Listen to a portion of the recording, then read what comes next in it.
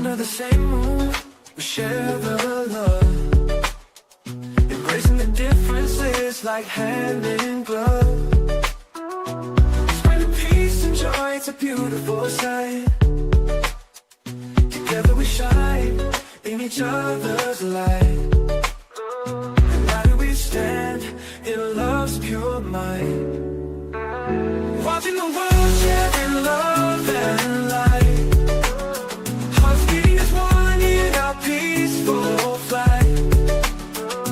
Colors of harmony painting the night.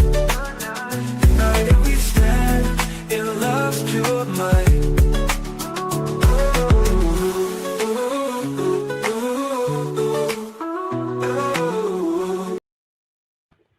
Okay, thank you guys for tuning in to the channel. Can you guys hear me okay? If you can hear me well, put a 1 in the chat. While we have people coming in, put a 1 in the chat if you can hear me okay. We started off with a technical error. Not sure what happened. But if you can hear me, put a 1 in the chat. Okay, so you can hear me well. Welcome, everybody. We have a great show in store for you tonight. We're going to talk about something that this channel has always been against, and that's any sort of violence, especially domestic violence against women and children. And the motto here is keep your hands to yourself. Even when it comes to emotional, mental, we definitely don't want to be abusing people of any sort. So tonight we're going to have someone come on that's an actual advocate. She attended Sean Diddy Combs' trial with me every day. We went to the trial for something like 8 to 9 weeks if you include the jury selection. But tonight we're going to talk about something that a lot of channels do not talk about, and that is the victims when it came to Sean Diddy Combs' case. We had Cassie, we had Mia, we had Jane Doe, and the list kind of went on, especially when you talk about Dawn Richard as well. So we're going to bring on Mama Flip, and she's going to really break it down, help me break it down when it came to Sean Diddy Combs' trial. Welcome on. Nice to have you, Mama Flip. Thank you. Thank you. Can you hear me? Yeah, I hear you loud and clear. Excellent. Excellent. Hi, how are you? All right. Nice to have you. Tonight, we're just going to break it down. I remember seeing you at the courthouse, and now it seems like we don't have much to do in that regard. We're waiting on the next trial, right? Yes, we are. We are waiting for the next trial to come on. Yes. What was it like to go to Sean Diddy Combs' trial every day? Pretty much. It was hard work. Actually, I actually took personal time off of work to actually cover the trial. It was kind of crazy. It was kind of unexpected. So I actually started covering the trial. Decided to actually cover the trial after I saw Cassie's original lawsuit. And when I saw Cassie's original lawsuit, I was like, "Oh hell no!" I mean, excuse me. I have to be careful language. Let me know because I could talk up a storm. Talk it. That's why I brought you on. I know you're gonna heat it up in a minute. So you know how passionate I am about it. So do your thing. Don't hold back. Don't hold back. I was like, hell no. I mean, like this read really true to me. Like I knew for a fact that what she was saying was 100% just by reading it. So I was interested. I really wanted to cover this story. So what I ended up doing was actually covering the bail hearing.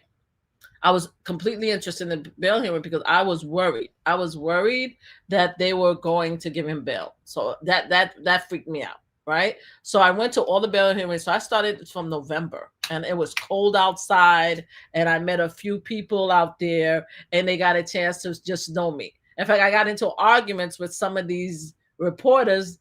I remember. No disrespect to my male reporters, but they were like the energy they were giving me as a Black woman out there. I didn't like it. I didn't appreciate it at all because they were telling me to move out of the way. I got into such a verbal argument with two male reporters. I think they will always remember me as the angry Black woman. So anyway, so I did that, and then after that, when the hearing happened, I said I'm going to do the same thing because we didn't go upstairs. I didn't go upstairs for any of the bail hearing. I just was outside covering it. I would go after work. I would go during lunch, and I would just capture outside. So I plan on doing the same thing. It's like just be outside, capture the environment. see who's out there, and just just be just be like a fly on the wall. That was my initial purpose. And then the first day, I think it was the first day that I was there, a lot of people was coming outside like, ah man, the lawyers, they got them, they lying. I'm like, oh, this is me outside. Who lying?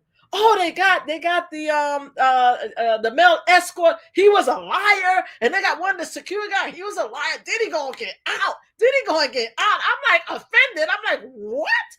I'm like, how are they lying? So that's the first day I got that. So the second day, I think it was the second day that Cassie came on, was on the stand. I got the same energy. They weren't as cruel, but they're like, oh, they got her. Oh yeah, they got her. Oh yeah.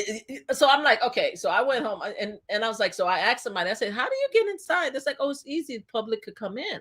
Right. But you just got to be here like 5, 6 o'clock in the morning if you want to get inside the courthouse. And I was like, no, I don't want to do that. I just want to be a fly on the wall. I said, I don't want to have that energy. I don't want to be in the same room with this nut, excuse my language, to all the supporters of Diddy. I'm like, I'm not going to be in the same room with that evil energy. I'm just not going to do it. I don't like him. Anyway, I ain't like him since J-Lo. So my dislike for Diddy go way back. I could just tell you I'm already biased against him. Yes. I want to put it out there so nobody be like, oh, she biased. Yes, I am. So anyway, I never liked them since J-Lo. So I didn't want to be in the room, but I went home and I couldn't sleep. I just couldn't sleep. And I'm like, I need to be in there. You're right. And I'm like, oh my God, how am I going to do it? Because I have to go to work. And that's when I was determined. I woke up, I think 5 o'clock that morning. I got there like maybe 6:30. And by the time I got there, I was 2 people short of getting inside the actual courthouse. And then I was overflow room, right? Because there was overflow. And I could tell that, I could see the same thing in the overflow room. And I don't necessarily have to be in the room with him and look at him because I don't want to be in there. So I could still do the same thing. And that's how it worked out. And every single day after that, I would go to court early in the morning, go to work when they have a lunch break, come back in the afternoon, and then I just took some time and leave. I just told my boss I'm working on a project, and that's what I did. And I went every single day from then on. I was not playing. I was there, and I covered every single thing. That's okay. Yes. So a lot of people are wondering why I call you Mama Flip. Do you care to explain why you're known as Mama Flip? My name is Mama Flip is because my son is Queen's Flip. And his audience gave me the name Mama Flip years ago. They used to call me Mama Love for many years. I don't know if you guys can't see him. His face is a little bit on the left-hand side. You can see. They can see it a bit. Yes. Yeah. So they call me. They used to call me Mama Love. And then one day I was on a panel or something like that. That's like, Mama Flip, and it just stuck. My son always getting me. He said he wants me to pay him a commission because I took the name. And my mother is Grandma Flip. So that's how it ended up happening. So that's how I became Mama Flip. So I'm Queen's Flip mother. Okay. I saw him. I started doing this work because I'm also known in a different light, and I work and I'm very politically connected. I started saying that it'd probably be better if I want to continue to do this entertainment thing to keep the name Mama Flip so people could try to keep me separate. Because I have a whole entity out there. It's crazy. So I'm very connected. So that's why I prefer to be considered Mama Flip. Well, it's nice to have you on the Watching the World team officially. It's going to be nice. So listen, when I first went to Diddy's trial, every day his mother would walk to the van at the end of the day. And one day I said, we support you guys, talking to her and the kids, right? People went crazy. You support them? Oh, they're a bunch of blah, blah, blah. People were just giving them so much havoc. This is at the beginning. Yes. But toward the end, everybody was for them. It was a whole new wave. Why do you think that happened? I mean, I wasn't there when I really, to be honest with you, I wasn't there when there wasn't a wave. I wasn't there. So you must have been there. I don't know what audience you were in. I was an anomaly. Okay. I was in the overflow room, and most of a good amount was reporters, but a lot of people who actually took the time were actually his supporters, right? In my opinion. Now, everybody will come and say that they came in without biases. I'm not one to begrudge anybody because I already have my own biases. I already respected and supported Cassie. No one could get me off the train. I respected Jane, even though some people was like, okay, you need to get off that train. You understand what I'm saying? I believe all the females that came and testified, Mia, also the assistant, I believe they were all victims of his, but everybody else didn't. So the funny thing is that not too many people would sit next to me. It was a very interesting dynamic, because when you're in the overflow room, you have an opportunity to say more, to speak in the break and stuff like that. So I made myself perfectly clear. So almost every single person besides that girl Henny, possibly that girl Henny, Amon say he wasn't a Diddy supporter. So there was a handful of it. I'm sorry, can I name some people that I met? Because I don't know. Go ahead. Yeah. Donat said that he wasn't, but there were other people who were, right? They were clearly his supporters. Every single argument, every statement these women made was a lie. It was just like, oh, she lied. Oh, she did lie. Oh, she wanted it. Oh, they made me crazy. And I got to the point where people wouldn't sit next to me because I was just like so expressed. My whole attitude was like, what the hell are you guys listening to? I'm not listening to, right? And so that's it. So I never had the feeling that you had the feeling that they were against him, because they were never. There was like, it was clearly a love fest with him for me. Right at the end, you should have seen. I was the only one that cheered when he got 2 out of 3. Oh yes, it was crazy, So I never got that feeling. Yeah. Why do you think people kind of turn their backs to the victims in these type of cases? Because they feel, honestly, I feel bad. I mean, I hate to say it, but they actually blame the women. They blame the women more than they blame the men. Right? They blame the women. They felt like, for example, Cassie's situation. They're like, oh, she was with him for 11 years. Right? And there's such a series of biases against Cassie that I could just make myself crazy. And I'm particularly disappointed, and no disrespect to my Black sisters, but I'm going to talk to y'all for a minute. I'm particularly disappointed with my Black sisters. My white tea sisters, I hear y'all, you guys live a different lifestyle from us most of the time. I mean, a lot of us are equal and with a relationship with men and everything like that. But I expected more from our Black sisters, because we lived it. We lived that type of life, right? We lived it with our mothers and our aunties and our uncles. We know people who've been through that type of relationship. So I don't understand why everybody brand new. So they were like, oh, when she was young, when she was 17, she was already dating old men any which way, and she was looking for some money, and then she was looking for some fame. I said, there is a video of Cassie when she first, the starting. Please go on YouTube. I think it's called Cassie Ventura Starting Her Career. It's a beautiful 1-hour documentary. At the end, you see Diddy and her parents come in and everything like that. And I'm telling you, you would be able to get a chance to see her at her freshness, at the newest of her when she first got into industry. So anyway, so they felt that she was after a guy anyway, because she was dating older guys. They felt that she was with him for 11 years. They felt that she never left. They felt in Mark and them in the OJ, and I call them the OJ Simpson legal team. Yes, I did. All of them. Right? They did an amazing job to make up as if she was a hoe. Right? They brought every single thing. They talked about how she wanted to have. She wanted to. Can I say drugs? Because yeah, go ahead. She wanted to take the drugs and stuff like that. She was having a good time, and he traveled and he paid for her and everything like that. So that was Cassie. But at least with Cassie, they gave Cassie a little bit more respect because they had the video. If they didn't have the video, they wouldn't have moved a moment out of their single mind and thinking that she deserved almost everything they get. They gave her some sympathy. But they're like, oh, it's domestic violence. It's just a passionate relationship. They loved each other so much. And he just felt like he needed to knock her across her head and stuff like that. And they were like, oh, she's the one that paid for and hired the escort. So obviously it's her decision, not knowing that we who've been watching Diddy for our entire life know that this man won't let us a grown man control his destiny. There's no way he's going to let a young girl tell him what to do, right? So that's Cassie. But at least Cassie, we gave her a little bit out. Jane, was out the door. Oh, she was a house. Do you know who her baby father was? You know she always wanted that peace. You hear her? You heard what she said? That's her lover. It was no getting through to anybody. They just couldn't understand that survivors are complicated human beings. That's what it is. Survivors are complicated human beings.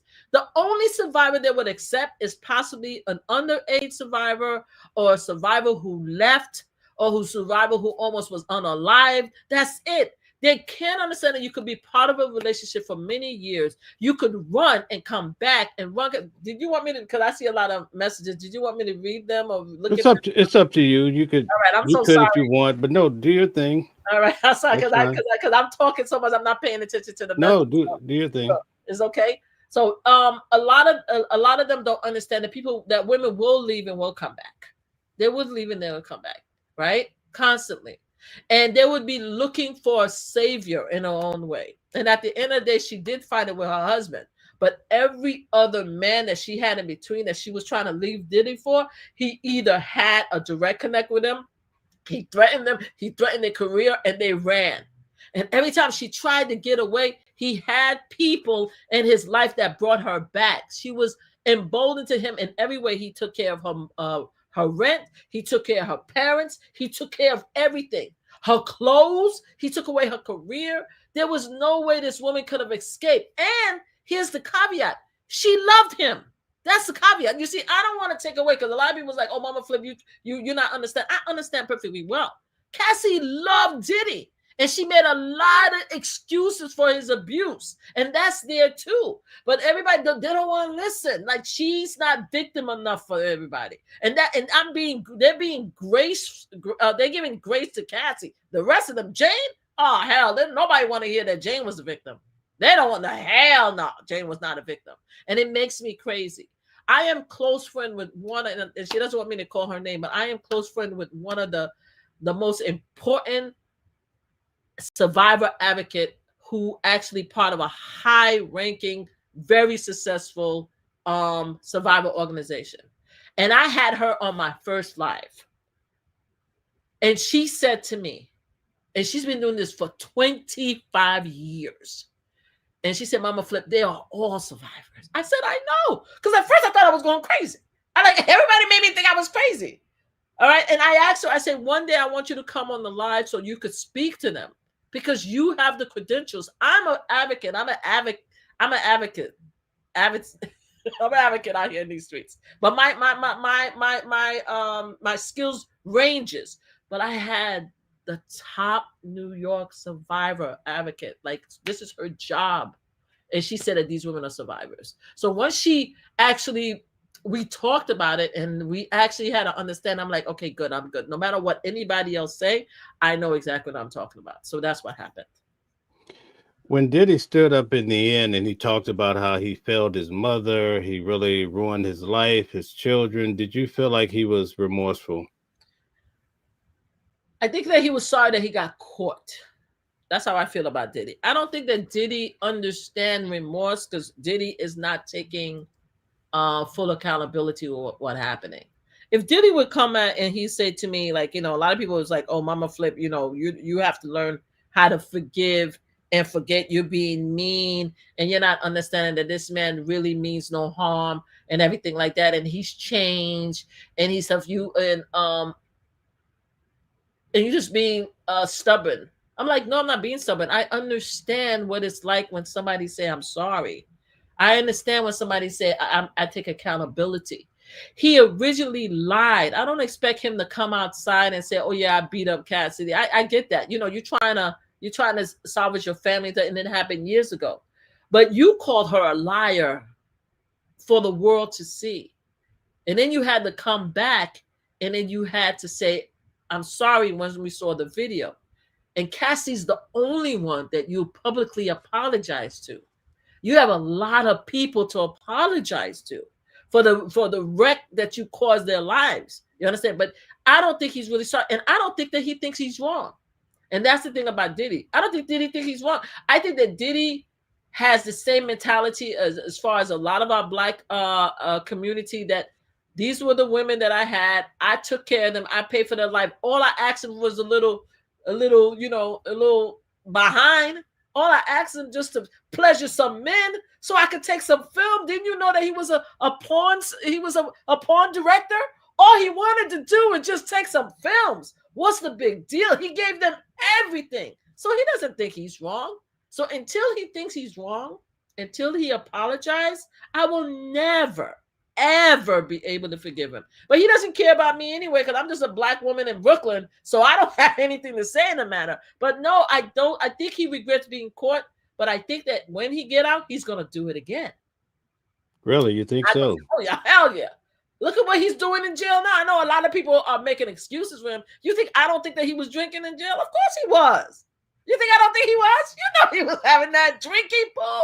Let me tell you something. I have a lot of family members. If you know my son and you know the people he hangs out with, I know what time it is. I've been working advocacy for years. I'm a gun violence survivor advocate. I work with families. I know exactly what our children are up to. I know what happened in the jails. I help people get out of jails in my time. Okay, I know everything that goes in there. I work very closely with the system. You think I don't think he has some hooch in there? Of course he did.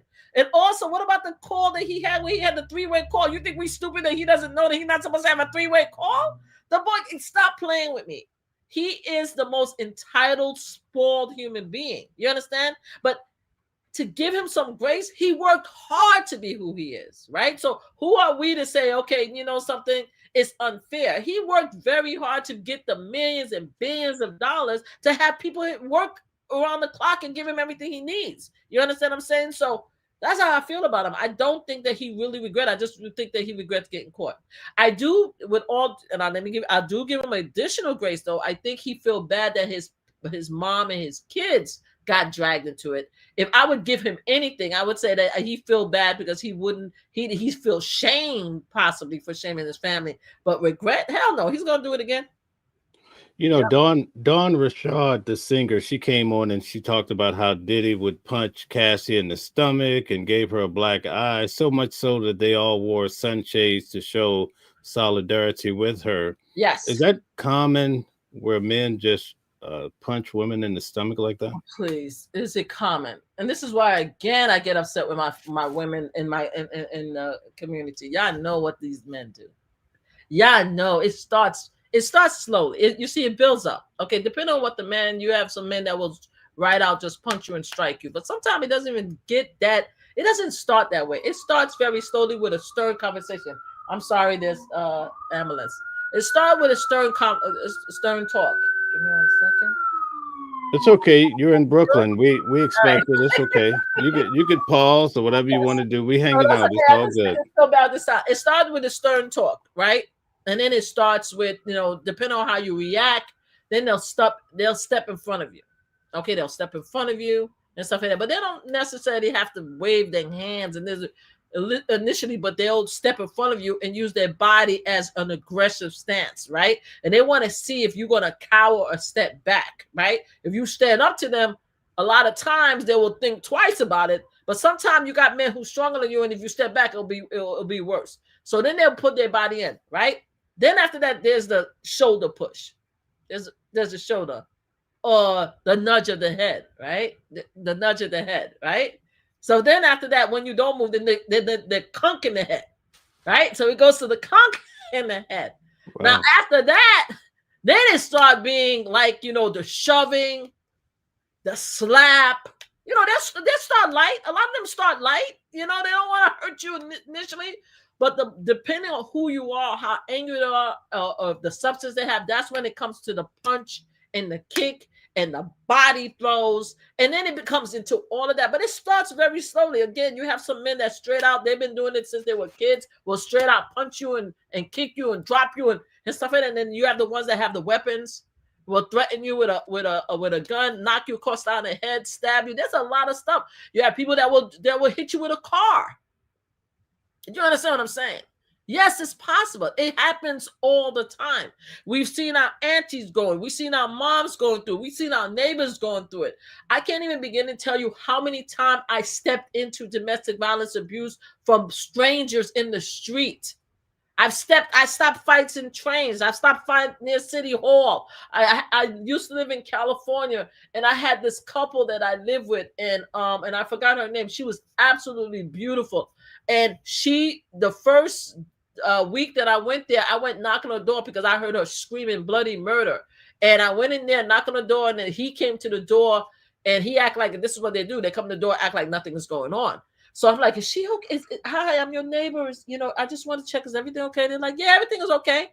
Then after that, she came to introduce herself to me. And we were friends after that. And at least once a week, he used to just drag out, beat the living crap out of her. And I would always try to talk to him. He ignored me. So I tried to talk to her. And I kept on saying, look, I can help you. You could leave. And she said, I will. And she kept on going back to the point where I stopped talking to her. For my sanity, I had to stop talking to her, and I had to leave them alone. I would call the cops. Don't get me wrong, I called the cops. But I couldn't go over there anymore because she wouldn't leave. And this is where I understand some women, when they say, well, it's their fault if they don't leave. And then sometimes you do have to just save your sanity. But that doesn't mean that I'm not aware that she was abused. I just was aware that I went as far as I can to help her. And I couldn't continue going to the house, right? Because she wasn't doing anything. So all I kept on doing is calling the cops until I left. But I couldn't also be her friend either, because I couldn't make believe that I was okay with you constantly getting your behind beat. I couldn't do it. So yeah, so that's the answer to that question. So Okay, so one of Diddy's employees, she recounted how she lived with Diddy. She would do everything for him, basically, and that he violated her, raped her several times throughout the course of time. What do you think about that when it's the employer-employee relationship and there's some allegations of that happening? I just think that the arrogance of his life, right? He created his own world, his own universe, and everyone was there as a toy to do whatever he needed them to do. And if that means giving him a little ass, excuse my language, that means that's what it was, right? A lot of people do not believe Mia was actually raped by Diddy because they felt that she stayed, and she stayed for many years after that. And then after that, she sued him for overtime and everything like that. It's like, who would stay there? A lot of people would stay there. If you look at Ivanka divorce papers, right, prior to her divorcing Donald Trump, she stayed. You understand what I'm saying? It's not alleged. It was in the divorce papers. She retracted it. All right. It is on the divorce papers that one of the reasons why she and Donald Trump fell out is because he raped her after he had his hair. She authorized him putting the wrong hair plant. So I'm saying, if the highest person in the world, God rest her soul, could go through that, then everybody could go through that. People go back. They go back for whatever reason. So yeah, it was his own world. He created it, and he felt obligated. He felt entitled to take whatever he wanted to. And she felt, I think one of the things that Mia said that was very interesting to me is that she felt that he was her friend, her lover. I mean, not her friend, not her lover, because she was her friend and her tormentor. And it was interesting to hear her say that, because she said when he was around, he was my whole world. And when he was good, he was very good. Everything about him was good. He was a good friend. He was a good confidant. But when he was bad and when he was angry, that's when it was bad. And then Mia also said that I also blame myself. You see, a lot of them, all the ladies, they blame themselves too, because they felt that they put themselves in that situation, right? And they felt that if it wasn't me, maybe I turned him on, maybe I did something, because he's such a good guy. And it's women who's been domestic abuse. He's such a good guy. He give me flowers. He take care of the kids. He's such a good, great guy. It's me. If I just would understand him, if I just would be quiet, if I just give him everything he wants, if I just listen to him, if I didn't raise my voice, if I didn't dress up, maybe me dressing up, maybe I put a little bit too much lipstick. Maybe I should just dress down. Maybe he wouldn't find me attractive. You understand what I'm saying? She was just part of this world, and he just took advantage of it because this is the world that he created.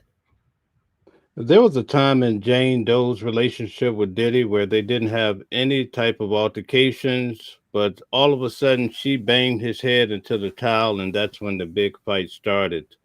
What does that tell you about? Was he trying to reform, and that's why he didn't beat her until that moment?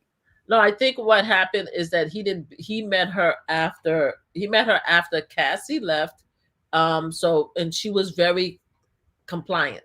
So all respect to Jane, but that wasn't his main girl. You understand? Cassie was his main girl, and he was dating a lot of people. He was dating Young Miami and a bunch of other girl with other than Gina. He was dating a bunch of us. So she was one of a few. He really liked her, but I don't think that he was his main girl. So he didn't have to spend that much time with her. So she was like his guilty pleasure, right? So they were always having a good time. And she did everything he wanted, right? So she didn't have to really fight him that much because she gave him she was, even though she didn't want to continue with the freak off. And again, I want to tell everybody, each of these women, Jane and Cassie, made it clear to Diddy they wanted to stop the freak off. Everybody telling me that's a lie. It's not a lie.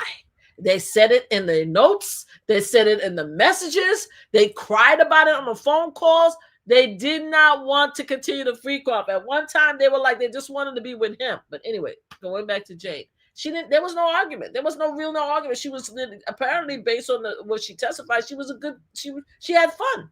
She didn't have fun with the freak off, but she was just a good companion to him. They laughed, they joked. So he didn't have any needs, and they were fairly, I think, fresh in the relationship because she was, whereas Cassie was 11 years, Jane I think was 2 or 3 years, so they were still fresh in the bloom of this perverted relationship, right? So and then so you have that, and then with her, it would have stayed that way if he didn't make her jealous. He didn't know how to treat Jan. Jan, every time, if you heard of every fight, was around her birthday. She took everything from him, except she wanted to be treated special for her birthday. And every time, he treated Young Miami better than her. And that's what made her crazy. Because Young Miami birthday, I think, is like 2 or 3 days before. So Young Miami will have the special jets and the big trips out of the country. Apparently, he painted or added flowers to a personal jet from Young Miami, where as he authorized her or paid for her to have a party that he didn't show up for her family, and he thought that equates. And then every time when he said he was business, he was in pictures with her. And when she was his secret, dirty secret, he wasn't taking her out and saying that's my girlfriend. He would bring her at 1 o'clock, 2 o'clock in the morning, have a freak off, and she'll be out. Sometime if she's lucky, she gets to go to his house, right? But she wasn't really the girl. Whereas Young Miami was having the girlfriend treatment, so she would go crazy. So I believe around that time, it was because she got mad either behind Young Miami or behind Gina, because they were close behind each other, right? So when after that, she asked him, I'm not sure if it was because it was in June, because her birthday is in February. So based on my memory, and I was looking for my notes and I couldn't find my notes, so forgive me, my memory is kind of faulty. But based on that, they were supposed to have a romantic weekend. That's what it was. Yeah. They were supposed to have a romantic weekend. So she didn't want to have a freak off. So they were supposed to have a romantic weekend because he was supposed to make it up for her, because he just came from a trip. I don't know, it was Phoenix or some type of trip with either Gina or no, was it the girl that gave the massage? One of them. He was having something with another girl. So she was already pissed off. So when he came to the house, he over here coming in all walking in there, and she's thinking that he probably gonna smooze her and stuff like that. And she made the house all beautiful for him. And this mofo talking about a freak off. So she got mad. She's like, "Yo, you played me for my birthday, right? You all over again with this. Excuse my Young Miami, forgive me. This skank right here, right? Treating her like she's your girlfriend, and you told me you ain't even got a girlfriend." And she said on the trial, she said that the reason I was with him because he made it clear that he wanted a polygamy relationship where he wouldn't have one girlfriend, when he treated almost everybody else as his girlfriend and treated me like the dark secret. You understand what I'm saying? So when he got there, she just flipped out, right? He just flipped out. And then he is not the type of man, again, to allow somebody to take, to be stronger or more be stronger or angrier or be retaliate against him. He's just not. He doesn't have that demeanor to be like, oh, you know something, girl, you tripping. Just sit down. He doesn't have that demeanor. So if she's gonna hype, he's gonna hype, and he's equally angry because Cassie, who technically everybody said he loved all these years, actually sued him and let everybody else know what was going on. So now he has the problem of his family seeing the lawsuit, hearing about the freak off, hearing what he did to Cassie. And look at you, B.I. I'm giving you everything. And how dare you, talk to me like that? So it was a build-up anger for about, because I think Cassie lawsuit came out in November 2024, and this happened in November 2023, because we're in 2025. November 2023, and this happened in June 2024. So he had all that build-up anger, and she just ticked him at the wrong time. So yeah, so that's why I think the reason why he never had to touch her or lay hand on her, because she was the fun girl. She gave him everything he needed, and they were fresh and new and happy and a bunch of BS. You know what I mean? So I think that's what happened. Okay, great explanation. Guys, take a moment, hit the like button, share, and subscribe to the channel if you like this type of material. Let me ask you this question. The government, right, the feds, they hit Diddy with fraud because basically they said, listen, he's telling Jane Doe, come here, I'm going to wine and dine, romance you. And then when she'd arrive, there'd be a man there waiting for a freak off. So they tried to get him with fraud. Do you think that's a little bit too much? No. And I know a lot of people are going to disagree with me. I believe they had the RICO case. I stand on that 110%. You guys can't get me to disagree. They had the RICO case. And they came in. You see, people wasn't listening. And the jury completely got it wrong. The jury got it wrong. So when the prosecutor came in, they made it clear. When we were talking about the RICO and the enterprise, we're not talking about Diddy's company. They said it clear. They tried to separate it, but people weren't listening. We're not talking about Diddy company. We're talking about the group that he created as an enterprise, which included him, his personal assistant. What is her name? Cease? Is it Cease? His assistant name? How can I forget her name? Oh shoot! KK. Is it KK or his assistant name? I'm sorry. Capricorn Clark. No, not Capricorn Clark. I'm talking about the woman that made $600,000. His right hand woman. I don't know. I forgot her name. Oh, you're talking about KK, right? Yes, KK. So I am right. Yeah. So okay. He had his personal assistant. He had KK. He had his travel agent. He had his security guard. He had his financial budget person. All of them was working in cahoots to maintain this lifestyle that he had, which is called a freak off. You understand what I'm saying? He used the business money, his business credit card to pay for these hotels.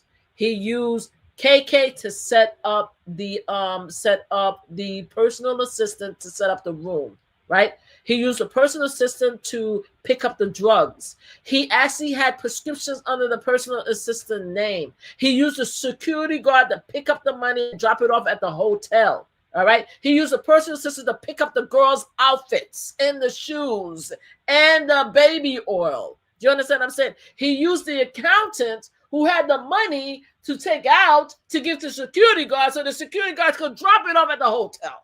This is a freaking enterprise, goddaggit, to do something illegal. It was a freaking RICO case, God. But people didn't believe it. They're like, oh, hell, and they trying to take away his business. He's a man of black excellence. He did so much for the community. He fed the children. Why do we want to go against a black man? Because the black man was a freak, illegal, woman-beating, lying criminal. That's why. Wow. Her name was Christina Coram, I believe. KK. Yeah, KK. that's true. Thank you. Yeah.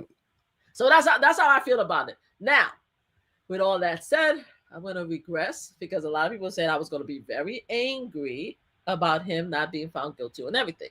I said from the very beginning on every live that I ever did that I didn't think they were going to find him guilty.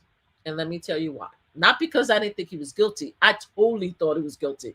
The receipts that they had, it was amazing. And I kept on trying to tell people that not every evidence that we saw in the court, everybody else saw. because if you stayed during the lunch break and during lunch when they were having discussions about what was thrown out, you would know there's a lot of evidence that the jury didn't hear, and neither did the public.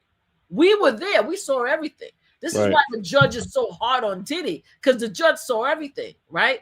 So anyway, I lost my thought.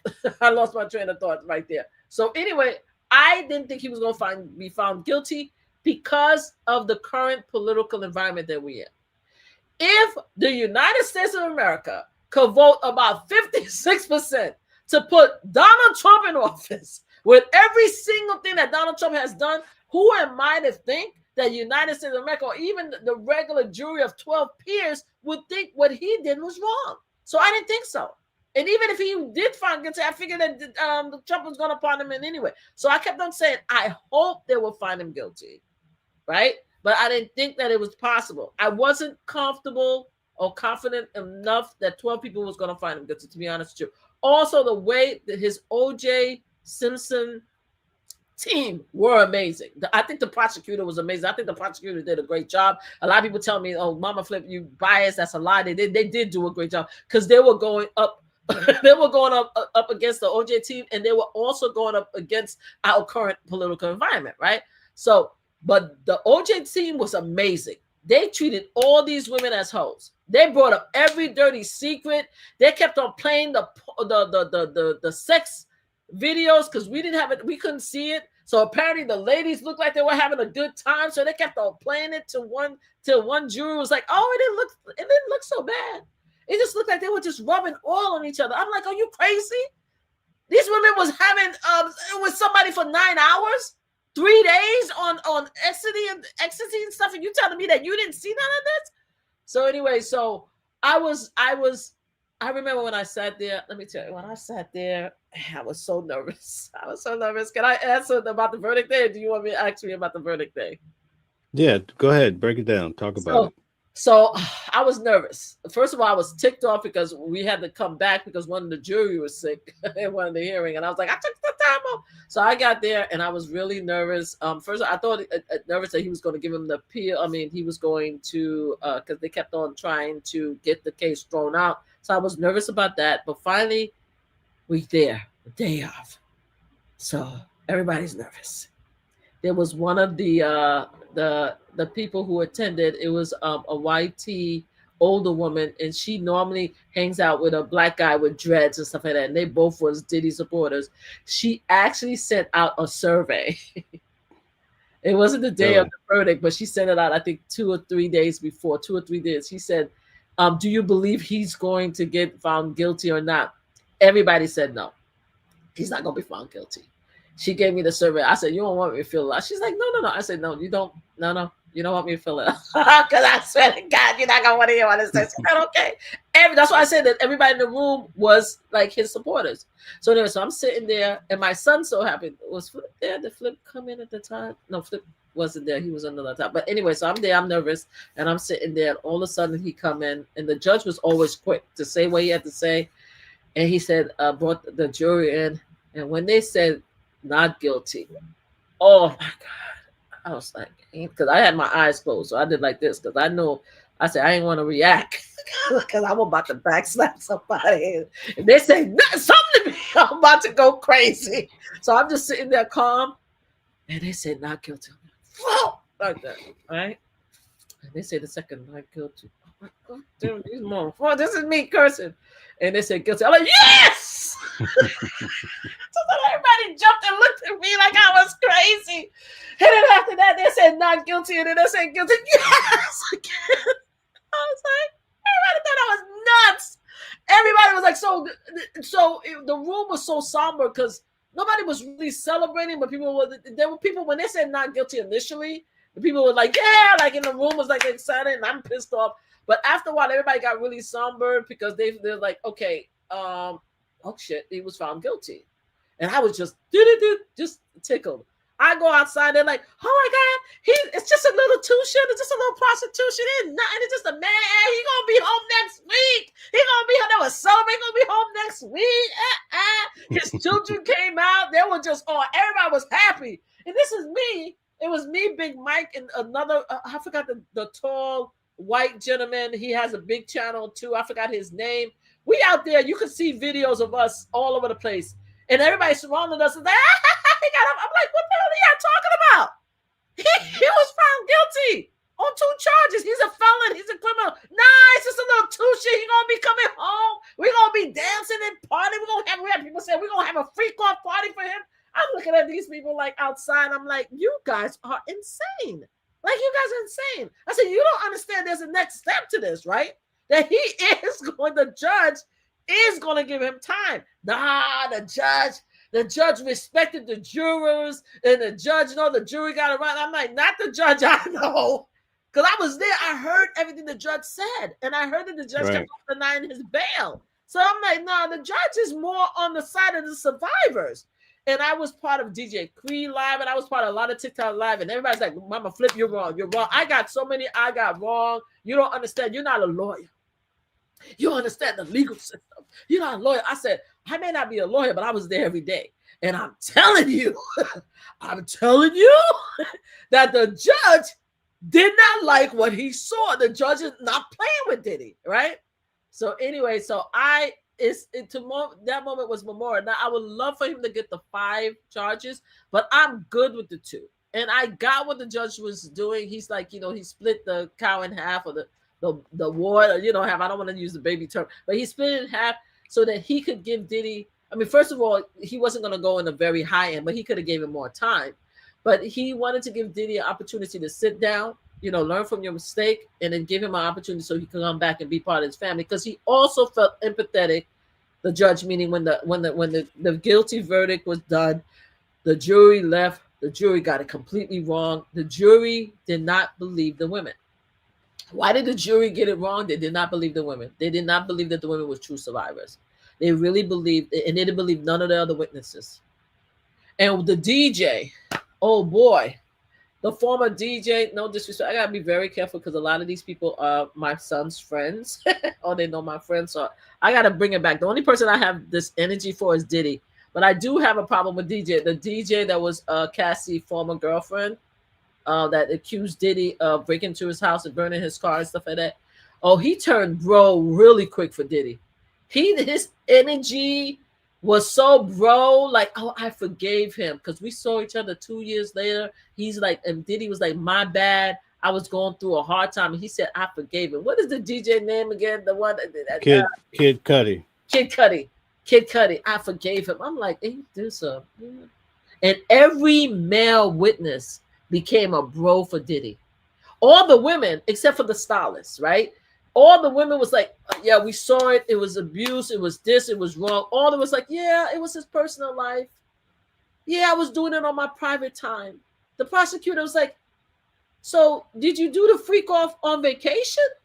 No, I didn't do it on vacation. I was working, but it was my private time. Did you get paid? No, it was just his private thing. So all the bros, whether it was white or black, all the men that testified was his friend and his bro. And it was a complicated relationship where all the women's like, please understand, he's an abuser. You understand what I'm saying? So at the end of the day, I would have loved for him to have 5, but I understand the complication of it. I understand that the jury was just completely Diddy lovers, but at least they gave us 2. I am okay with having him held accountable for 2, because I would have been devastated if he got out of all 5. I would have been like, yo, this world is just completely insane. So I was okay with the 2. And I do hope that he comes out and he redeems himself, but I don't think he will. Now, one of the things that him and I going to have a problem with, and I'm telling you right now, and I know a lot of my people are mad at me for saying that, if he tries to open up a woman's shelter, I'm going to do everything I can to shut it down. I'm doing everything I can. I'm going to use every means possible, and I'm very well connected to shut it down. And everybody's like, oh, you're not going to give him a chance to redeem himself and help women. No, he don't need to help women because he doesn't know how to apologize. He don't know nothing about apologizing to a woman. If he wants to open up a male shelter and help men who abuse women and want to help them, because his whole program that he has to help men build their business portfolios and stuff like Black men in the community, that's part of your lane. If that's helping people, I'm good with that. But if I see him open up a woman domestic, I'm going to lose it. I'm waiting for him. God willing, I live long enough to have that fight, because I will be having that fight, because I'm going to do everything I can to shut it down, because I'm not playing with you, because you haven't come out to do anything to let us know that you are being held accountable for everything that you did, because you heard Cassie, you heard Gina, you heard Jane, Mia, and I forgot Bonda, Capricorn, Dawn, the chef. I mean, how can all these women, and including the stylist, right, who's LGBTQ, because I believe he aligned himself as LGBTQ, he acknowledged that way. But if you don't, I'm sorry, because I shouldn't be saying that. But even the stylists, they all was there. They're all there. They all have similar stories. How can everybody be wrong except for Diddy? Right? So that's what it is. Okay, so Just Me says men get abused more than women. Is that true? That's not true. Men does not get abused more than women. All right. Women have a higher percentage of getting abused from men than men. Right? Men do have a high percentage of getting abused, but men, especially historically, men has been the abusers. Now, what people don't understand is that as women, as we move on in society and we get bigger jobs, better jobs, and we teach our daughters not to take crap from men, right? Because our mothers and our aunties who used to get browbeaten all the time, right? They taught their daughters not to take it. Or we grew up saying, oh, we ain't gonna do that. So we are stronger, possibly, in our own way, because our mothers were very strong. I can't take anything from the previous generation, because to decide to stay with a man that beat you behind and raise your family, that's a different type of strength that I don't have. You understand what I'm saying? So we are more able, we're more combative. We won't take it as easy, but as of what I know, based on what I've studied and what I've seen, men abuse has not succeeded or is more than women abuse. Maybe it's close. It's because women are more aggressive and more willing to just hit back. What would be your advice to women that may be in a terrible abusive relationship right now? They need to stay as safe as possible. And I'm not one of the people that says to leave right away, because that's going to be impossible to do. You need to start setting, unless it's an emergency situation where you're going to be unalived shortly, then leave everything behind and go to a shelter. Okay, go to a shelter, go to a women's domestic abuse shelter. There are several numbers that you could call that'll help you. But if you are being abused and you could stay, build yourself slowly. Like get a bank account, get a savings, collect your money, right? Tell the job. First thing you need to do is tell the job, right? To let the job know, I'm about to leave and I need your help and support, because he's going to come looking for me. Get your money together, get your friends together, and move. Get yourself out of the situation, period. That's what I tell the women. But sometimes you can't leave right away. I get that. I am not one of the many that said, oh, if you don't leave, that you're not a true survivor. That is not me. But work at it. Save your money. Pack your bag. Get a set of clothes. Think about it as, because I also, I hold a lot of hats. I think I told you before I came here, I'm an advocate. But one of my biggest advocacy, which I'm also part of the DAT team, it's the Disaster Action Team for the American Red Cross. Been doing it for over 20 years. When it comes to hurricanes and fires and stuff like that, they tell you to create a bag, a go bag. It's called a go bag, right? Where you have your paper, your important papers, your pills, your clothes and stuff like that, just in case something happens to run. That's what you need to do. You need to create a separate go bag. Whatever you need to have, put it in there. Get a copy. Get an extra copy of your birth certificate, extra copy of your social security, extra copy of your passport. Have everything together. Put your clothes in there. If you have to put in storage, put in storage. So when it's time to go, you are out of there. It's more difficult with kids, but it's the same thing. Get out. And that, Do you think it boils down to women choosing the wrong man, and that's why they end up getting beat? No, I don't think it's the women choosing the wrong man. In some circumstances, you should be able to see the signs, because sometimes we marry our fathers or we marry our family members. So sometimes you see the signs, but sometimes you don't, because men, you guys are amazing human beings. First of all, you guys could be the most charming, endearing people. And let's just go back to Diddy. When I went in there, I couldn't stand Diddy, because again, I came from the J Lo. I didn't like what happened between Diddy and J Lo. I thought that he shouldn't have put her in the position where there was a shootout and everything. And I felt that her song, I fell all into that he did her wrong. So that's why I never. And then after that, Biggie and everything like that. So I've always held something. But one thing about Diddy, he was sweet. Did you hear the poetry that he wrote for these women, the texts that he wrote for women? When he was talking to Jane on the phone and giving her that sweet, loving conversation, I just need you as a friend. You are the light. I need the light to shine on you. You are everything to me. Do you remember that? And what Yeah. about this Texas? You are going to be the most amazing, the most beautiful woman, the most beautiful mother. You are next to Mary to me. Like, he had the word of God. Yeah. Like, was amazing. Diddy's attorney, Mark Agnifilo, started basically crying when he was reading some of the letters going back between Diddy and And the women, Mia, I believe. Yeah. yes. He was just so charming. He was like so charming, and that's what it happened. So when you meet somebody like that, they a lot of them are a lot of men are predators, right? So they know how to get you. So they come in sweet, they come in gifts, they come in with flowers, and they just draw you down. And I told you the incidents of how abuse starts, right? So they'll step up to you and see how far they're gonna take you, right? It depends how you fight back, and depending who the man is, it could escalate. So no, not every woman knows every man that's abusive. You don't. And it's very rare, but in certain it's very rare, but there are some men that it depends on who the woman is. Like, they could have 5 relationships and then hit one woman, and but that one woman, no matter what, I don't know what it is. Some people say it was because he loved them too much, or something that he probably lost it. That one woman is the one that he put hands on, and after that one woman, he don't put hands on any other woman. There's no rhyme or reason. But no, it's not the women's bad choosing, because it could be anybody that could be abuser. But also, abusers will change too. It could be somebody who used to beat up somebody when they were a kid, and then after that they got too old, and they're like, that was just something that I did when I was young, and I became a man, and I no longer do it. So yeah, it's not the women's fault. It could be anybody, both men and women. Anybody could be an abuser if you're not careful. Okay. So we're down to our last 3 minutes. I want to ask you this final question. What would be your advice for women just going forward after you went to Diddy's trial, just in dealing with men, or sometimes it's same-sex relationships? What should they do?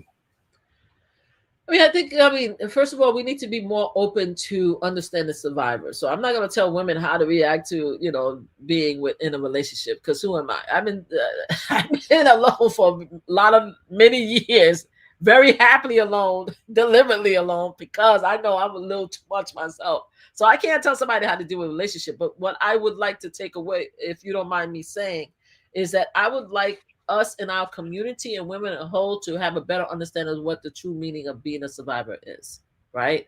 And that not all survivors are cake cutters, like cookie cutters. Survivors means different things for different people. And I would like women to just be more careful of who they choose to be the father of your children and the men in their lives. Just be careful. Also, do a little digging, maybe. You see how I'm saying I'm not going to give advice, but then I'm giving advice. Do a little digging. In the world of social media, you'll be able to find anything about any man. Check his credit, check his former girlfriends, check his family, check and see if there's anything that's there that might give you pause, and then decide how you're going to move forward. You understand what I'm saying? There's no reason why we should go blindly into a relationship right now. Not when we have technology. Now we have AI now. Chat BT him right now. Just make sure that you're careful. But with that said, a relationship overall, I would like our community, especially our Black and brown community, especially our Black women, to have more grace for survivors. A survivor is not what you think a survivor is. All right. Okay, thank you so much. We really do appreciate having you on the channel today. It was You for amazing. having me. Oh, thank you so much. Thank you so much. I hope I didn't get a chance to read all the notes and comments and stuff like that. I'll probably come back. If anything, if you uploaded, maybe I'll type in. I've been known to type up some follow-up responses. So I'm sorry if I didn't answer any questions. Did you want to give anybody opportunity to ask me any more questions? I know we're almost out of time. Okay. All right. If you will have more time, we can Oh do yeah, I that. have more time. Let's do a Q&A. If anybody have any Q&A for me.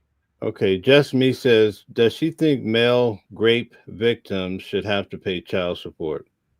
Male rape victims, meaning that if a woman raped a man and forced him to have a kid, Right. Should he pay child support? I think that's a very complicated because you know why it's complicated, because the child is not meant to be there.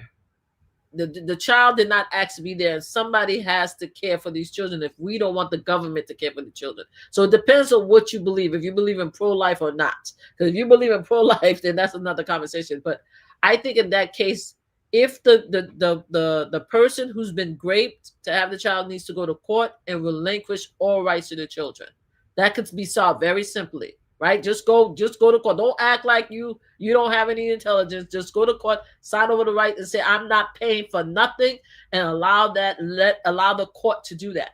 You know what I'm saying? Now, if the court says no, you have to pay, that's another subject matter. But you can actually go to court nowadays, depending on the state, and just sign over your rights. So Okay. it's a complicated question, because I think every child should have be taken care of. And if you have a woman, let's just say that the woman that raped the other guy is like a horrible human. The rape the guy is impoverished, and they're a drug addict, they crack back in the days, and they can't care for a child. That's going to make it a little bit more complicated. But I do think that if a person don't want a child and they were raped, they should go to court and relinquish the rights. Okay. Brian Cantrell says it's easy for a man to walk away with abuse. Walk away from abuse, or walk away after. Walk away from abuse. Yeah.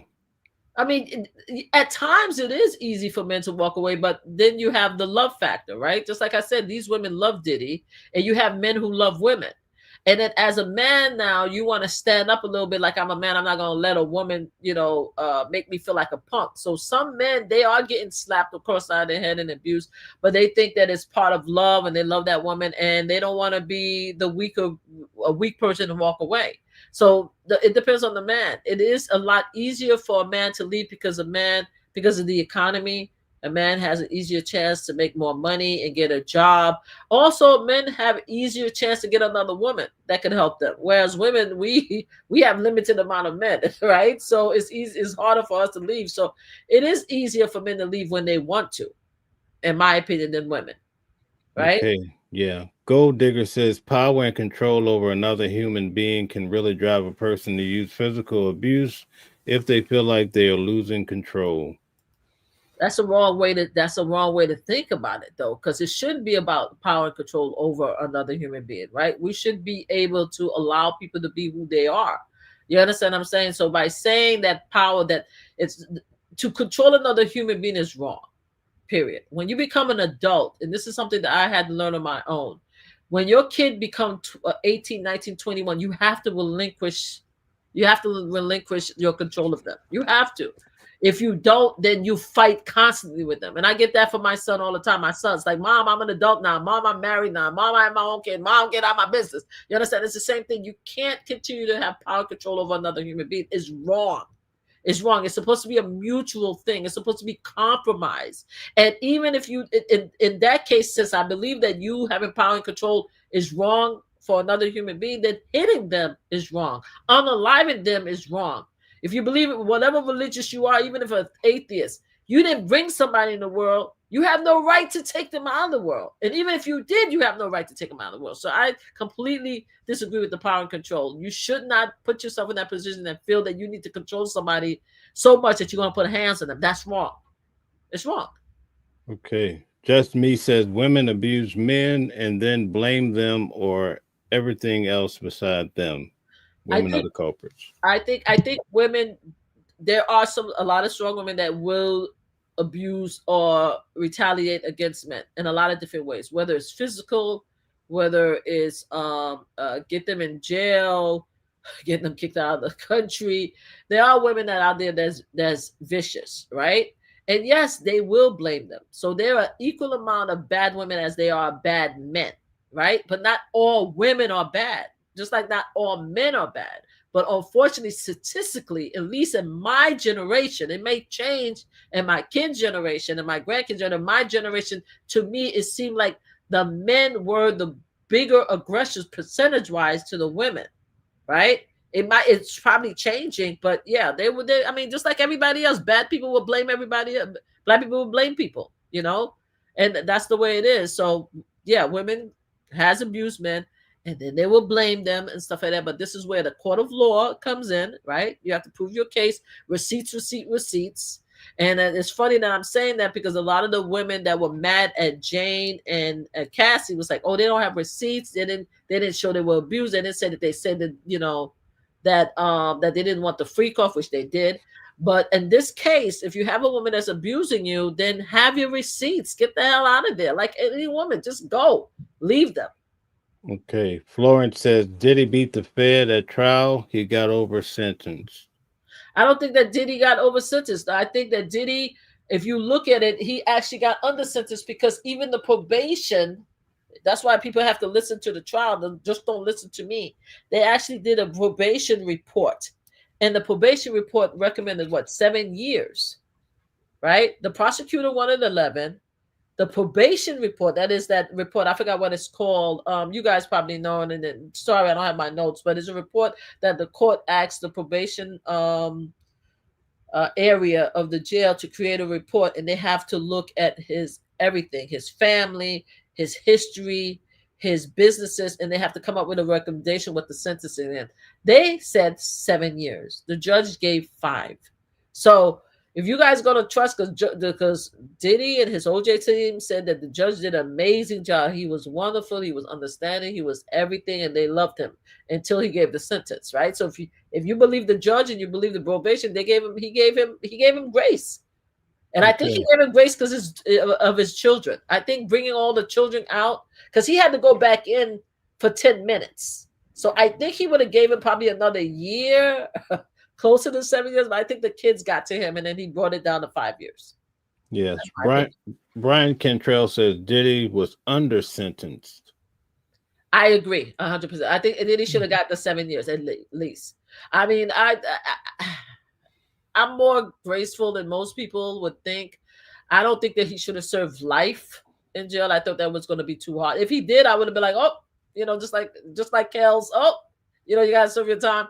But I don't think he deserved life. I would have liked him to get the 11 years myself, right? I would have liked him to get closer to 11 years, but I would have been happy with 7 years. I thought that would have been a fair minimum. So I did feel that the judge gave him too much grace with the 5 years, because to me it's a walk in the park. And a lot of people are saying, oh, because he served time, it's only going to be 2 years. And I'm like, oh, he's practically outside. So I just thought it was just so I would have preferred. I think he got under sentence myself. Yes.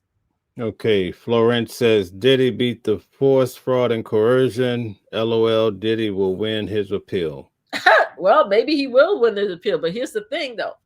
Even if he gets pardoned, let me make it clear for you. Even if he get pardoned by Trump, even if he will win by appeal, he's still a felon. He's still a sex predator. His legacy is destroyed.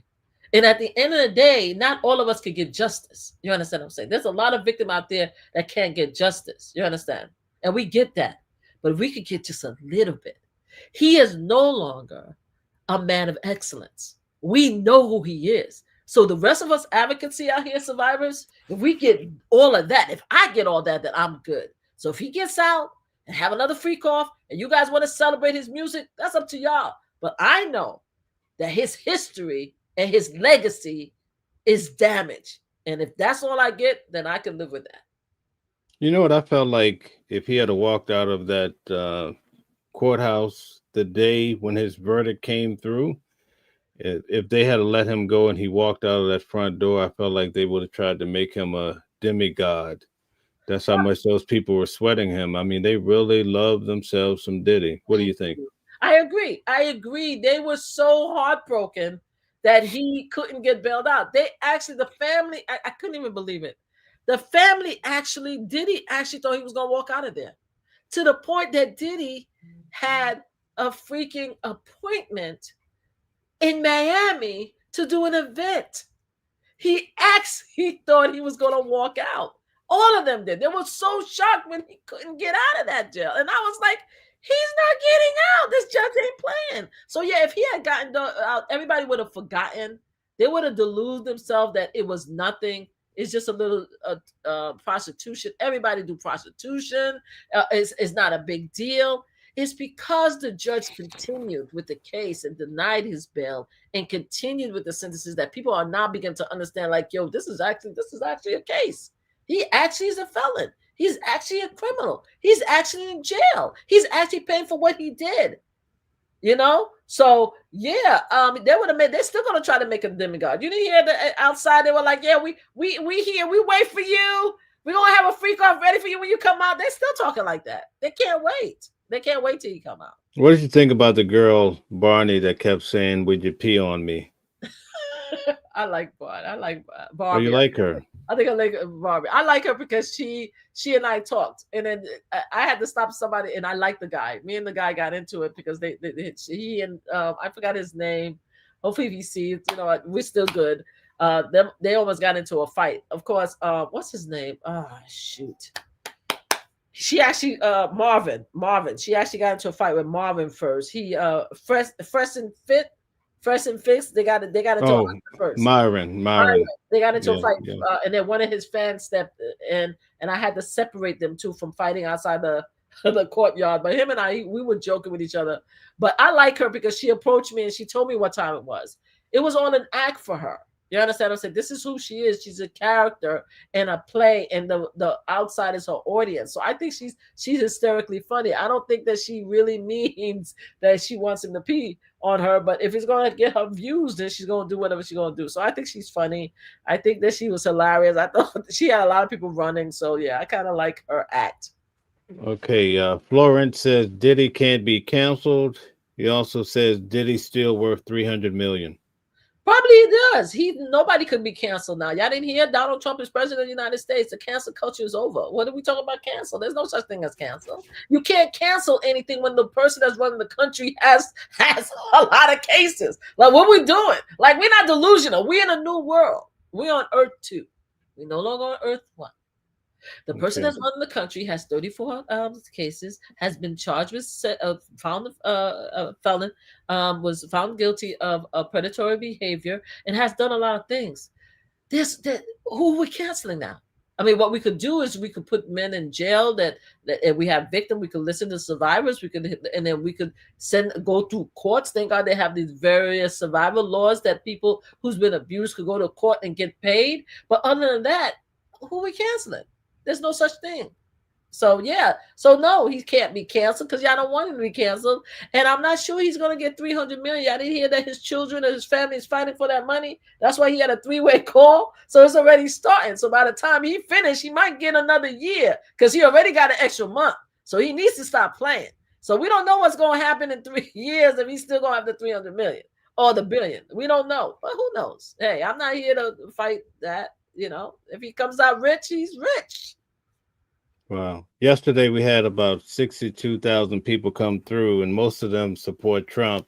If they heard the story you just told about what he did allegedly to his wife, it's in the divorce paper. They wouldn't believe it.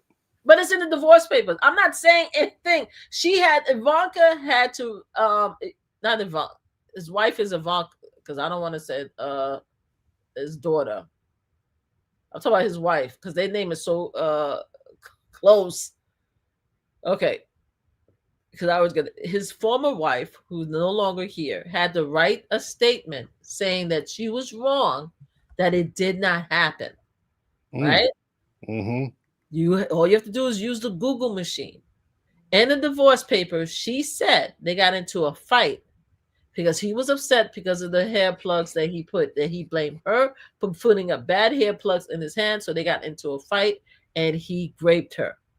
It's on the divorce papers.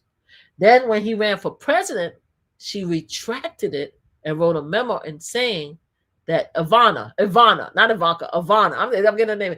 She wrote a letter saying that it never happened. I'm just saying that if we want to believe the divorce maybe that was done when they were getting divorced, like maybe 20 years before he ran for president, I don't know.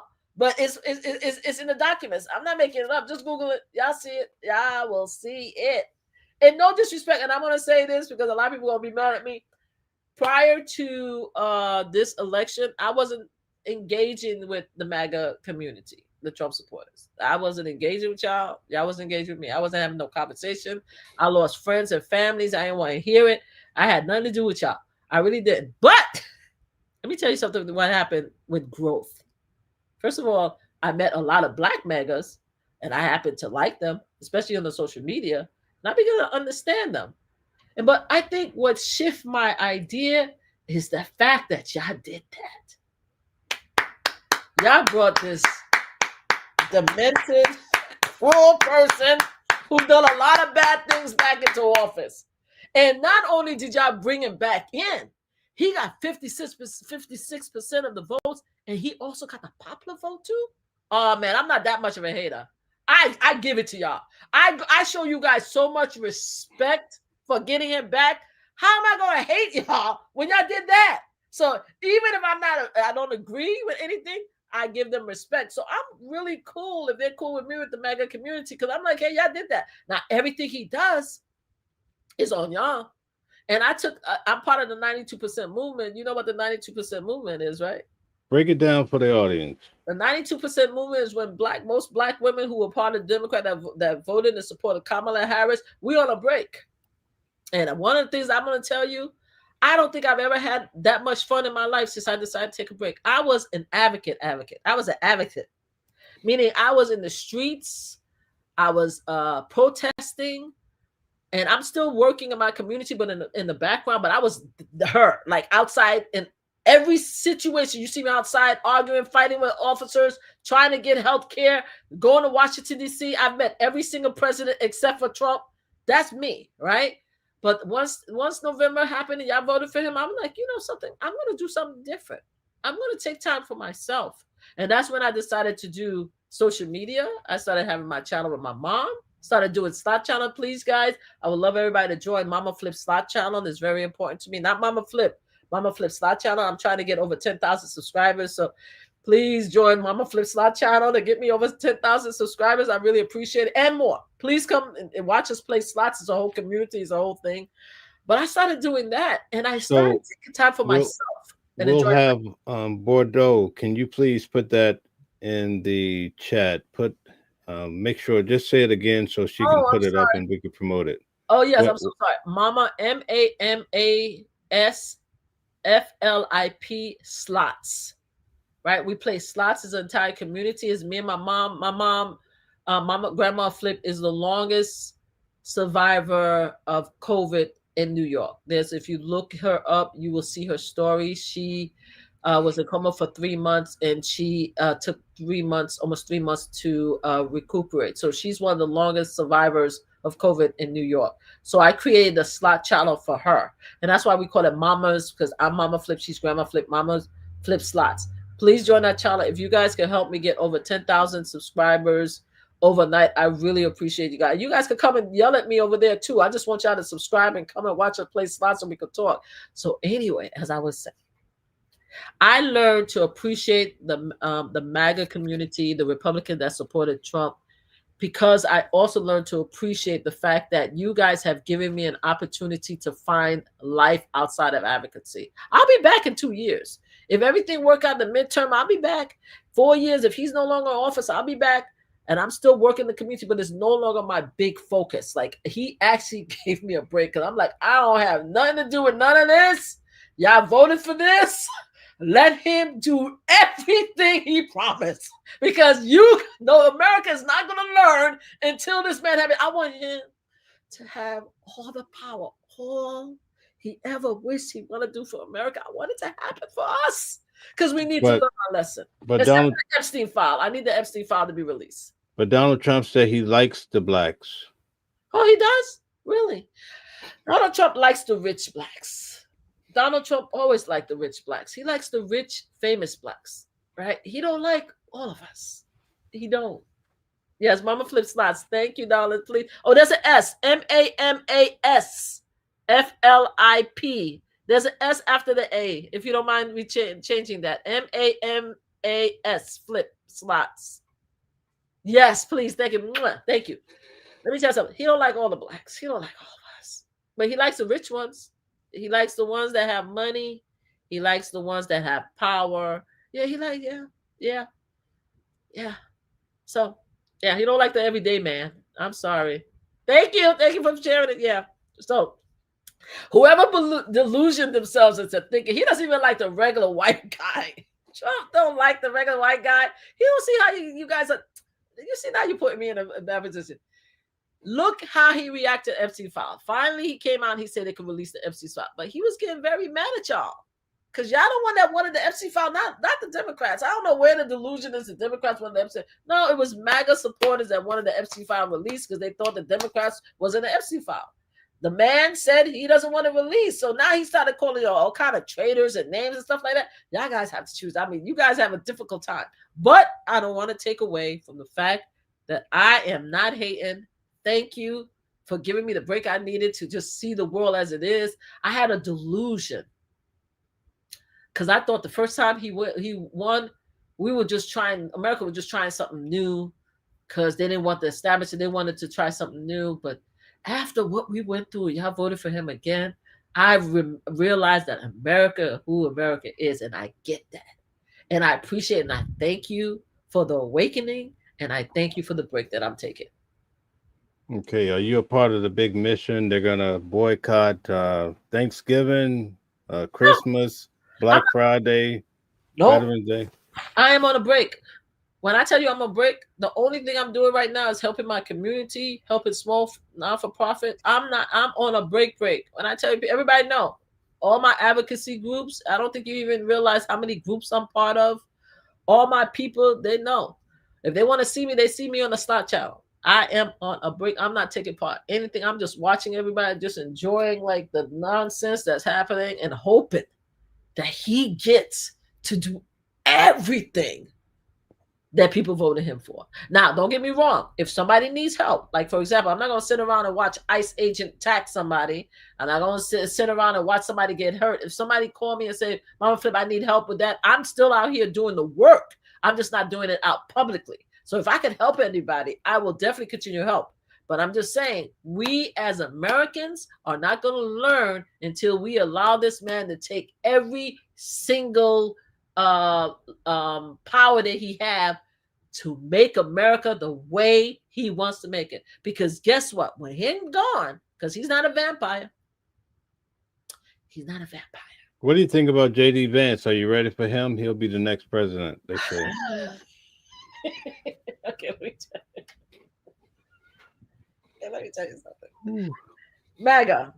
Can we have an honest conversation? I don't even know how I turned from Diddy to MAGA. Okay. There's a possibility that J.D. Vance would be president, except for J.D. Vance has a brown wife. And you guys don't like that. I don't want to get you in trouble, but listen to Nick F. Yeah, I know who Nick is. I don't want to say his name because his name sometimes flag channels. You know, Nick F., the conservative wife. Yeah, he just told off his wife the other day. A lot of very extreme MAGA. I don't want to make us the same. I'm realizing that. I used to put you guys all in a bubble, but I know that there's different degrees of MAGA, different degrees of... But a lot of y'all brothers and sisters don't like his wife because she's brown. And they don't like his wife because apparently his wife is not a Christian. According to my understanding, she actually have a different faith than her husband, to the point where he was mentioning the other day that he want her to be part of his faith. So I don't know how y'all gonna do it. I think unless he gets himself divorced and get himself a white tea wife, I just don't see it. And y'all don't like him anyway because y'all said that he disrespected Trump, and y'all have a long memory, and y'all just brought him in because to help, you know, bring in other Republicans that wasn't on the Trump side. So yeah, I don't see it. I would see Eric Trump, and that's laughable, would be the next president than J.D. Vance. But again, I've been known to be wrong, but I think JV Vance needs to divorce his wife, get a whole new YT wife who's a conservative, then possibly, maybe he might be the next president of the United States. But I could be wrong. I could be wrong. Why are they trying to connect him with Charlie Kirk's former wife? I got in trouble. I'm going to tell you one thing. I'm going to share something with you with your 62,000 subscribers. How many people are watching? Right now we have close to 50. All right, guys. So here's the story. Y'all gonna, I don't know. Y'all gonna love this one. They're gonna be mad at me, but they're not playing nice. So let me get this. So I did I don't know whether he is involved with the unalignment of CK, but CK was one of the people, and I call him CK because I don't want to say his full name, was one of the people that I didn't agree with until it was the Epstein file. So I did a small 6-minute clip about showing how CK and I agreed on one thing. I used his own words. It wasn't derogatory. It wasn't defaming him or any way, even though I could have. I just said that I don't know him. I don't know nothing about him. I don't particularly like him, but at least we had the Epstein file in common. And one of the casino organizations that I had a permit, because you have to, some of these casinos, you need to have a film pass to film slot planes, right? One of the biggest casino in Connecticut took away and banned me from filming in that location because of that 6-minute video. They took my First Amendment right and said you can no longer film here at all because of that video. So I say that example, and this is supposed to be a prominent.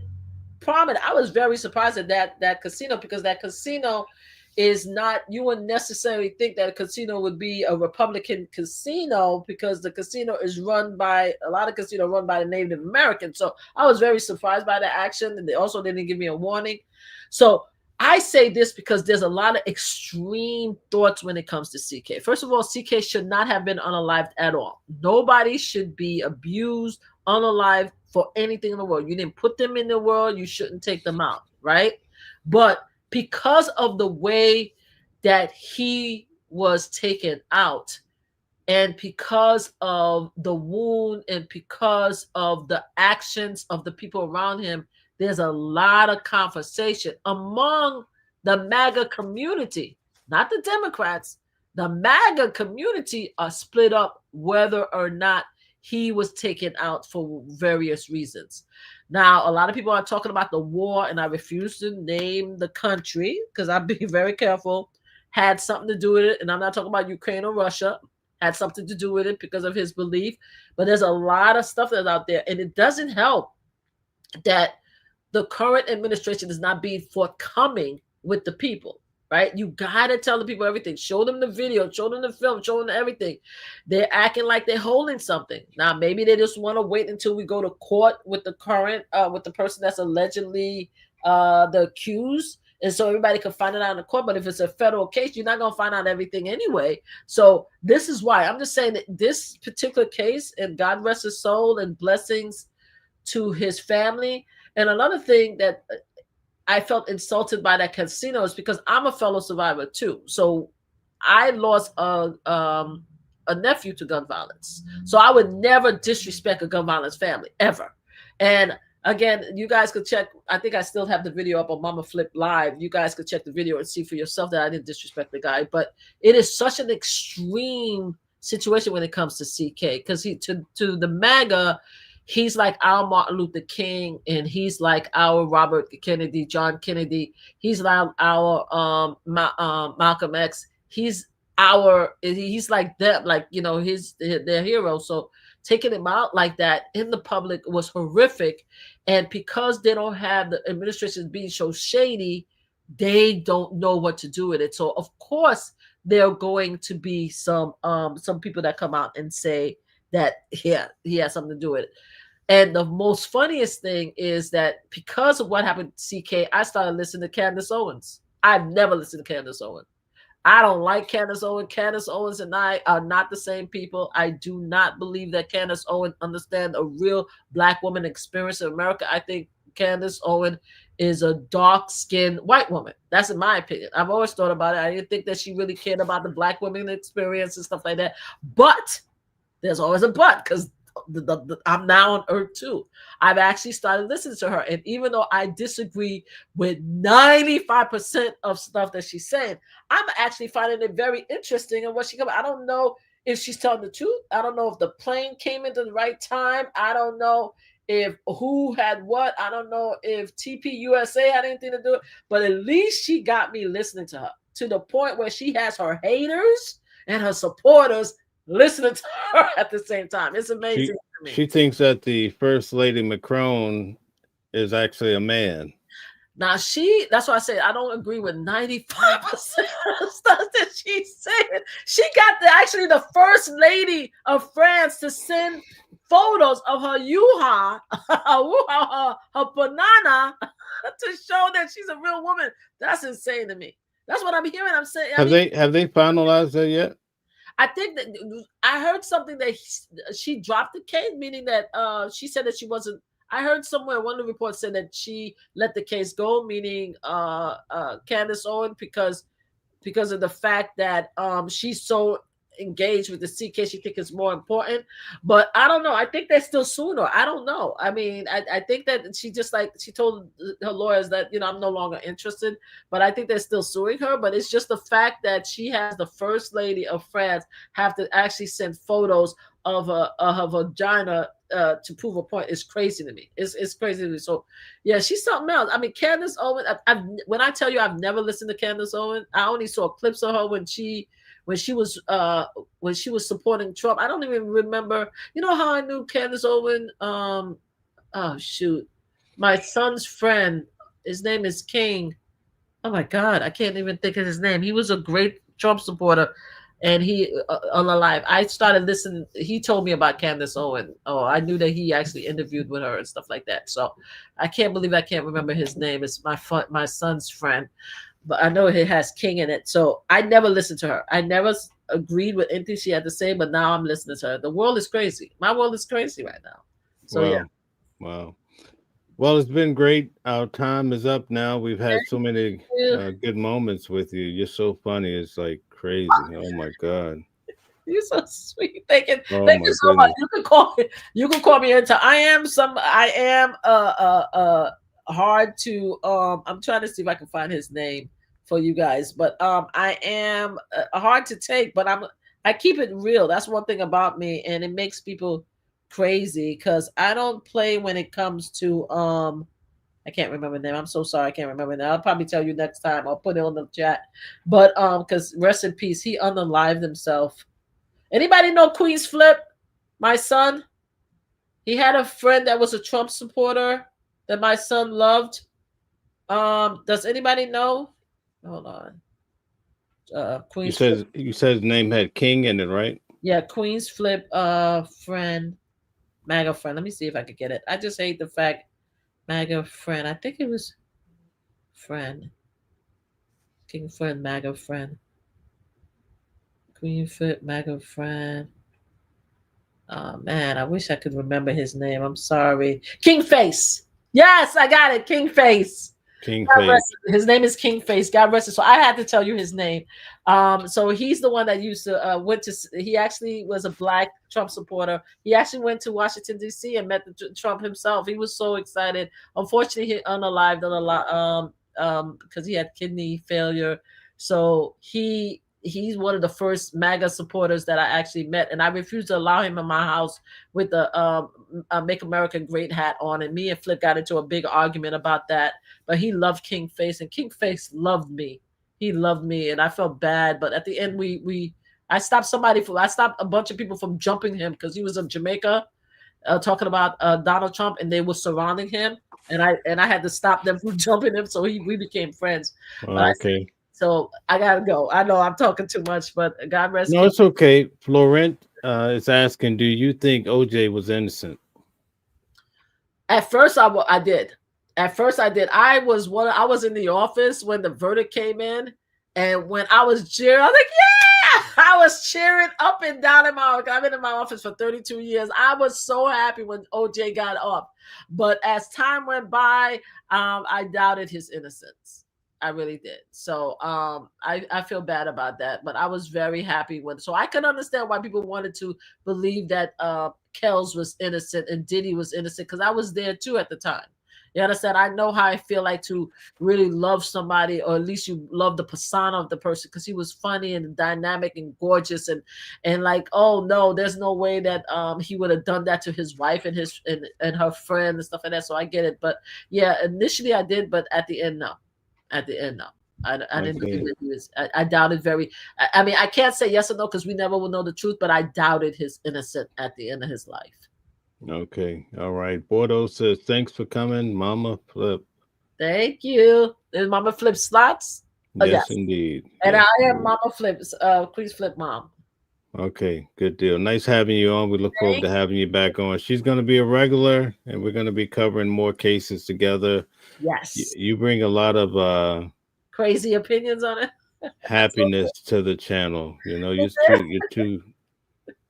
I told you, I warned you about having me though. I said, wait. No, it's all good. You get a load of me. Oh my goodness, you keep everybody laughing, man. I'm trying to contain myself. It's very hard, you know. You are very serious. When I met you, I didn't even know. Not always. Not always. No, I didn't even know if I could even approach you when I met you. You were always stoic. I'm serious. You saw that I didn't even talk to you. You would see me talk to everybody else, but you were always so stoic and in your bag, like very serious and in your business attire. And I'm like, sometimes I jokey joke. So I didn't know if you were one of the people, because I'm older now. So you know approach I'm just approach. Yeah, I'm just the opposite. I like to laugh and cut up. So I'm glad. It's all good. And thanks. Welcome to the channel. Thank you for having me. We're going to keep having you back. I think when you come back, though, we're going to talk about a lot of Trump. That's your calling to talk about. Y'all not gonna like what I have to say about Trump though, but let me tell you, MAGA supporters, y'all gonna come and cuss me out. Please come in my channel. I need 10,000 subscribers. Y'all can come. I will not throw you out if y'all acting for my mods will, but I will not throw you out. I have a lot of things to say about Trump. Okay. Y'all not gonna like it. You're always welcome. Listen, you're always welcome here. I look forward to working with you. Thank you so much. And be advised, the vote is tomorrow for the Epstein file. Let's hope we get it. Whoop. All right. Yeah. But when you leave, you can leave us with a closing few words. What do you want to say? I had a great time. Thank you so much for having me here. Thank you for listening to me, allowing me to be me. Sometimes when I do some of these live, I feel like I have to curtail it down and not use certain words and be politically correct. I really enjoyed myself, and I hope that you guys enjoy having me. Again, I'm not a hater. I appreciate the fact that Diddy got away with it almost. And I appreciate the fact that 56% of America voted for this crazy man in office. So I'm not a hater, but I just want everybody to just pretty much try to be kind to each other, right? Respect each other. What about, Bill Cosby was not innocent. Don't play with me. I just saw that. Please don't mention. Don't let me get on my soapbox about Bill Cosby. We could talk about this another time. Be kind to each other, support each other, and let's try to, because it's still a difficult time. We're getting to talk to each other a lot more, even in the different political circles. But let's try to at least be kind and empathetic to each other, because that's the only way we're going to survive this. Whether you agree that Trump is the answer to all our prayers or he's the devil himself, let's try to help each other as a community. That's all I could say. And let's just try to be kind and empathetic. That's it. All right. You're far too kind. I look forward to having you back on soon. All right. Thank you. I'm going to rewatch this and answer any questions. Appreciate you so much. Okay, bye. Well, good night to everybody, and thank you guys for all the likes, shares, and all the support. Be well.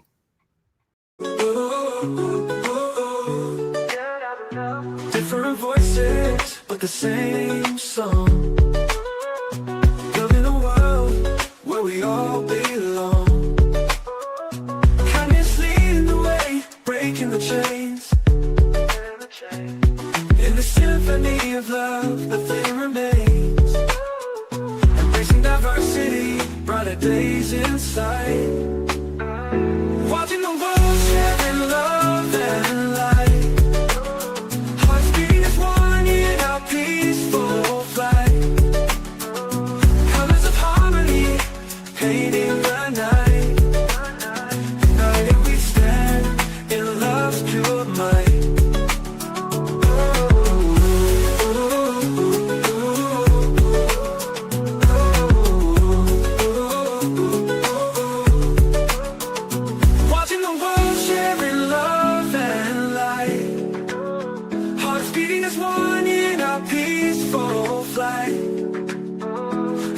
of harmony, painting the night.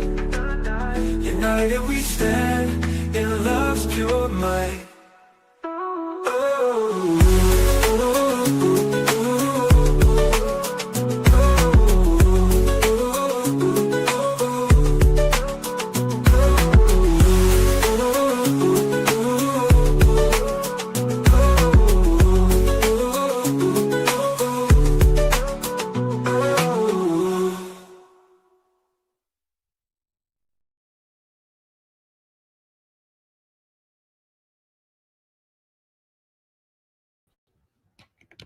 Hey, sorry about that. I was trying to get out of here. I don't know how to end the live. Are we good? I can't hear you. Can you hear me? Yeah, I can hear you. Can you hear me? Yeah, I can hear you now. Yeah, I said, thank you so much. It was nice having you on. Thank you. Yeah, there was a lot of people. A lot of people came through. In fact, we still have there's 25 people still in there. I wonder what people do. They just hang out. Yeah, they probably hang out until you actually shut off the live and stuff like that. I hope they knew that when I said Mama Flip Slots, I meant Mama Flip Slots on YouTube. I meant to say that, not on the yeah. They posted it. She posted your YouTube Mama Flip Slots, but I'm gonna post it now on the community wall so everybody can go check it out. Yes, if I all I ask for, I don't even want everybody to join the Mama Flip Live, which only have 50. I need to get my slot channel over 10,000 subscribers and more so that I could be known as a serious slot channel, like content creator. Like this is my passion. It's for my mom. This is why it's so important for me to have, because my mom really loved it. When she got sick with COVID, she almost died 3 times. And this was the first time my mom, it's 6 of us. It's the first time my mom was ever sick in life. Mm-hmm. So we didn't know what to do because we never had to take care of her. She took care of us. So when she almost died, we were paralyzed as a family. So when she came back and she made it after the first 72 hours, because the doctor. Okay, hold on 1 second. Hold on. Are we still live? Do you have to shut us off? I'm not sure why. Hold on.